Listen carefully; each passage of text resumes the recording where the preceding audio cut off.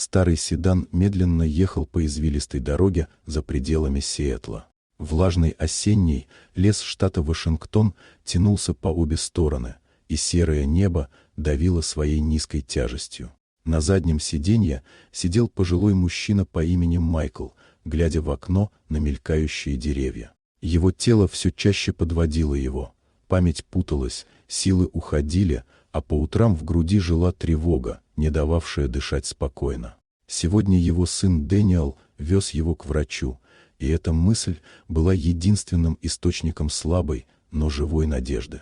Последние месяцы Майкл все чаще чувствовал себя лишним. Он замечал усталость в глазах сына, напряжение в доме, отстраненность, которой раньше не было. Он знал, что стал бременем, и старался быть незаметным, как старый предмет мебели, который уже не используют, но пока не выбросили. Дорога становилась все уже, лес гуще, а тревога внутри сильнее.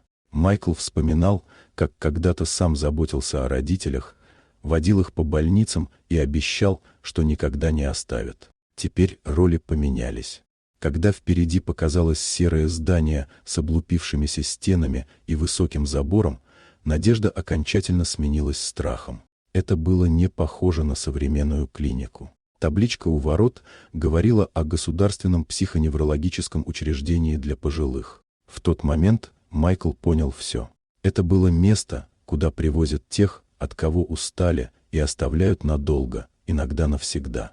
Машина остановилась. Внутри повисла тяжелая тишина, в которой чувствовались вина, стыд и отчаяние. Дэниел не мог заставить себя сделать последний шаг. Он впервые по-настоящему осознал, что пытается не помочь отцу, а спрятаться от страха потерять его. Майкл, опираясь на трость, вышел из машины и посмотрел на здание, а потом на сына, сломленного и растерянного, как когда-то в детстве. Этот момент стал точкой перелома. Вместо расставания произошло возвращение, не к прежней жизни, а к ответственности. Они уехали обратно тем же путем, через тот же лес, который теперь казался менее враждебным. Боль никуда не исчезла, но появилось понимание.